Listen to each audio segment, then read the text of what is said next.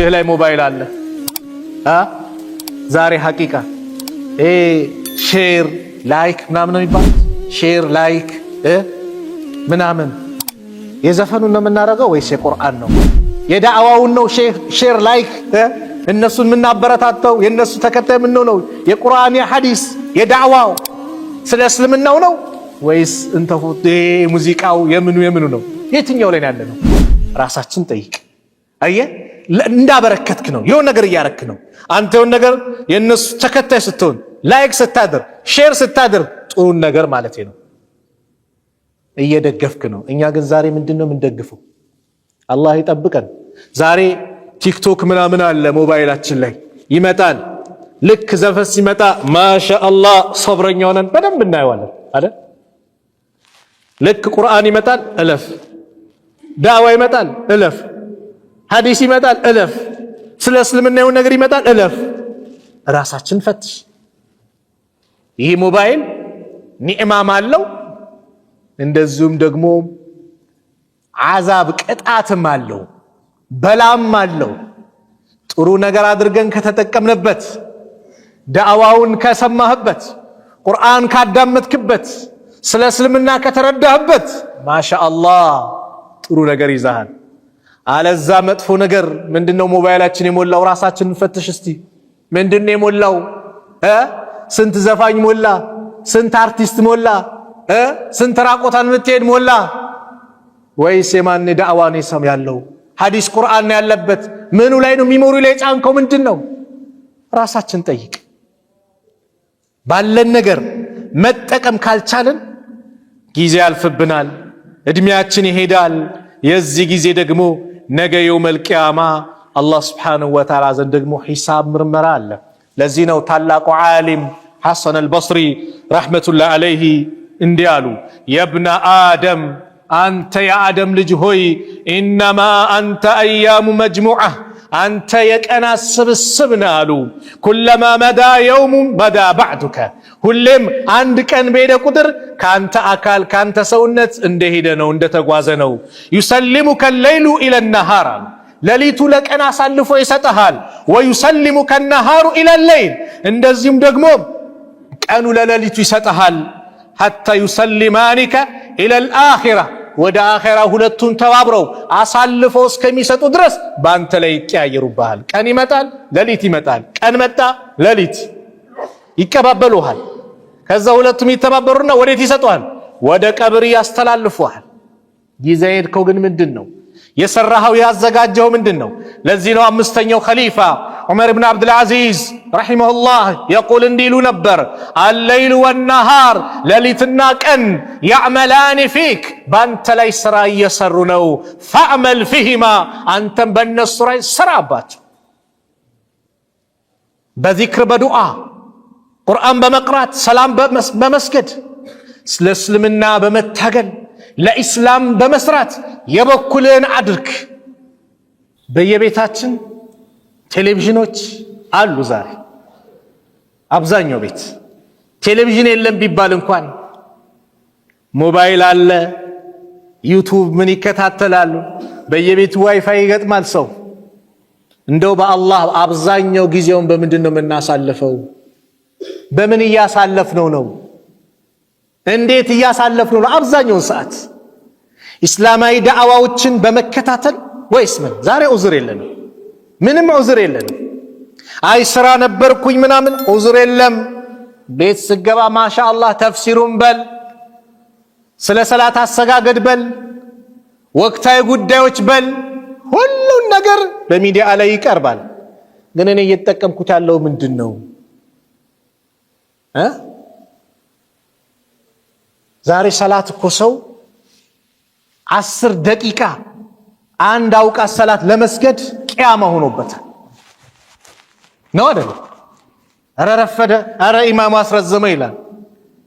90 ደቂቃ ኳስ ለማየት ቁጭ ብሎ ያንን ኳስ ለመቀጥቀጥ ግን ሰዓት ረፈደ ይላል። ቀድሞም ይገባል መስጊድ ገብቶ ቀድሞ ዳዕዋ ማዳመጥ፣ ዚክር ማድረግ፣ ሰላት መስገድ ባለበት መሆን የነበረበት ነበር። ግን ቀድሞ ራሱ ወደ ኳስ መመልከቻው ቤት ይሄዳል። ከዛ ሳምንቱ ስለተካሄደው ፈትዋ ይሰጣል። ሳምንት ከሌ ነበር ያሸነፈው ከሌ ነበር ያገባው ምን ይላል። ከዛ 90 ደቂቃ ማልቅም ካለቀ በኋላም ቁጭ ይላል። ዳኛው ተሳስተዋል ይሄ እንዲህ ብለዋል እዛው ምንም ሰዓቱ የዛና አይታወቅም።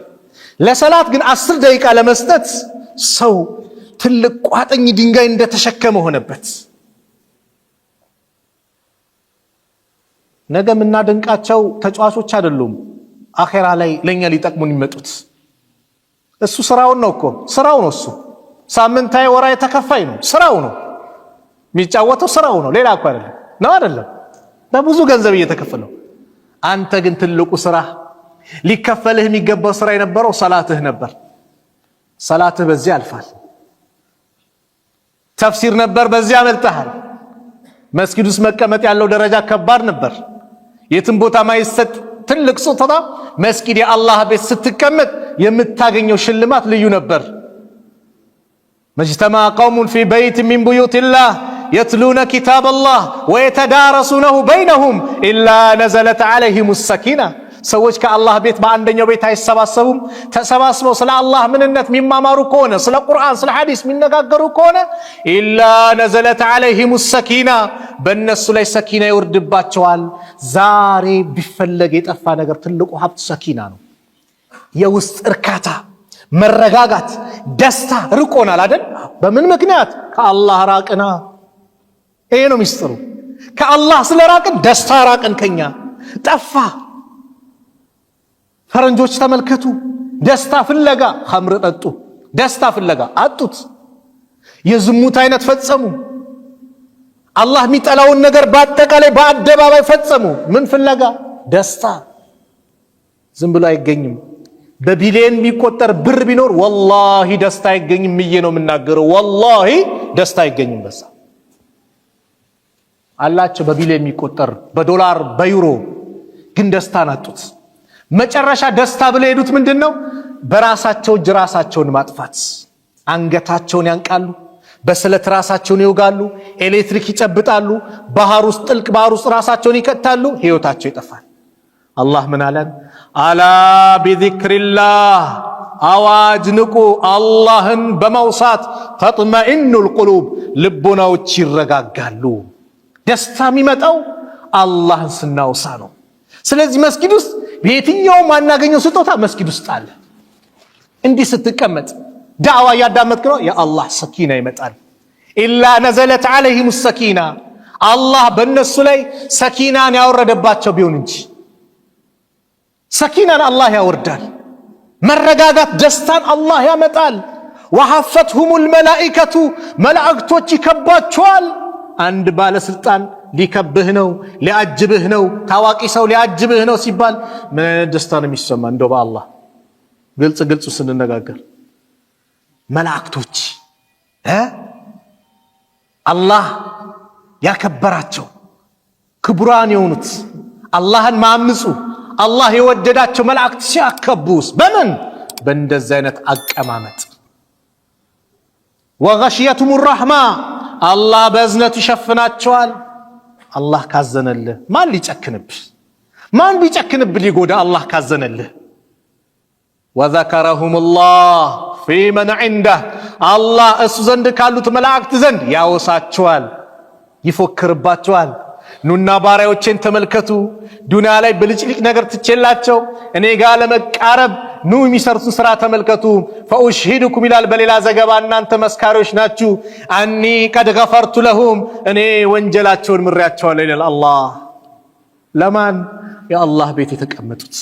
ለዚህ ነው የአላህ ቤት ሲባል ሙስሊሙ ልብ ላይ ትልቅ ቦታ ያለው። መስጊዱ ሲነካበት የሚቆጣው ሙስሊሙ ለዚህ ነው። ለአላህ ቤት ትልቅ ቦታ አለው። የአላህ ቤት የስነ ምግባር መፍለቂያ ነው። የአላህ ቤት የሰላም መፍለቂያ ነው። የአላህ ቤት ደስታ የሚገኝበት ነው። የአላህ ቤት ጭንቅ ሲል ጭንቀት ማስወገጃ ነው። ያ ቢላል አሪሕና ቢሰላሉ እኮ ነቢዩ ሰለላሁ ዐለይሂ ወሰለም፣ አንተ ቢላል ወይ አረ በሰላት አሳርፈን አሉ። አዛን ብለህ ኢቃም እንስገድ፣ ደስታ የምናገኘው በሰላታችን ነው። የት? የአላህ ቤት። መስጊዱ ሲነካበት ሙስሊም የሚያንገበግበው ከቤቱ ከምኑ በላይ ውስጡ የሚያቃጥለው ይህና መሰል ትልቅ ልዩ ስጦታዎች ስላሉት ነው።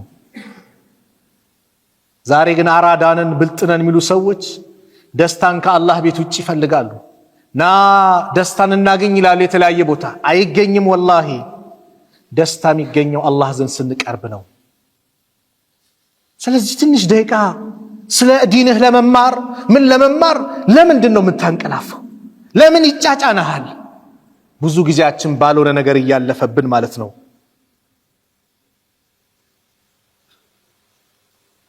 ለኢስላም ስትሰራ ኸይር ነገር ስታበረክት ድንበር አንተን አይገድብህም። ለምን ከተባለ ኢስላም ዓለም አቀፍ ነው። ኢስላም የዓለም ዲን ነው። ኢስላም አላህ ዘንድ ብቻ እውቅና የተሰጠው ዲን ነው። ኢስላም የሁሉም ሙስሊም መግባባ ቋንቋ ተመሳሳይ ነው።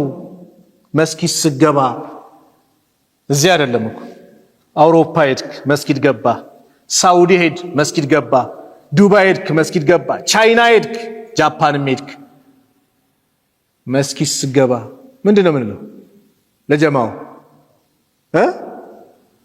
ሰላም አለይኩም ነው ሌላ ነው ሌላ ሰላም አለይኩም አይደል? ጃፓን ስለሆኑ በእነሱ ቋንቋ የሆነ ነገር ምንድነው የሚባለው እንጨነቃለን።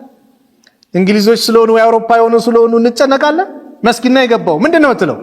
አሰላሙ አለይኩም። እነሱስ እኛ አካባቢ አይደለም አገሩም ከለሩም እኛን አይመስልም። ስለዚህ ይላሉ እንዴ ሙስሊም እስከሆነ ድረስ ምን ይላል? ወአለይኩም ሰላም ይላል። በቃ መግቢያባ ኮድህ ነው እኮ። ሐጅ ለሄድክ ለምሳሌ አንድ አውሮፓ አጠገብ ሐጅ ተክቢራም እያለ ወይ ተልቢያም እያለ የሐጅ ስነ ስርዓት እየፈጸመ አስነጠሰውና አልহামዱሊላህ አለ። ምን ትለዋል? ይርሐሙከላህ እሱም ይህዲከላህ ይላል። በቃ ለምን ዓለም አቀፍ ነው፣ ተመሳሳይ ነው ኮዱ። ድንበር አያግድም። ለዚህ ነው 2013 ላይ እንደ አውሮፓውያን አቆጣጠር ዶክተር አብዱራህማን ሰሚጥ የሚባሉ ታላቅ ዓሊም አፍሪካ ላይ ተመልከቱ፣ ከባህር ማዶ መጥተው አፍሪካ ላይ አሉ የሚባሉ ስራዎችን ሰሩ። ባለኝ መረጃ 860 መድረሳዎችን ሰሩ፣ 5700 መስጂዶችን ገነቡ፣ 9900 ውሃ ጉድጓድ ቆፈሩ። በሳቸው እጅ ብዙ ሰው እስልምናን ተቀበለ። ጫፍ ላይ የነበሩ ሙስሊሞች ጽናትን አገኙ። እሳቸው ከባህር ማዶ ነው የመጡት። ግን ምን ይዟቸው መጣ?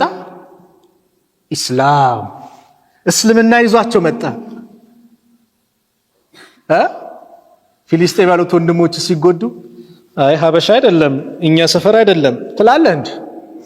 ወንድሞች ናቸው። ኢነመል ሙእሚኑነ ኢኽዋ አማኞች እኮ ማለት ወንድማማቾች ናቸው አለ አላህ።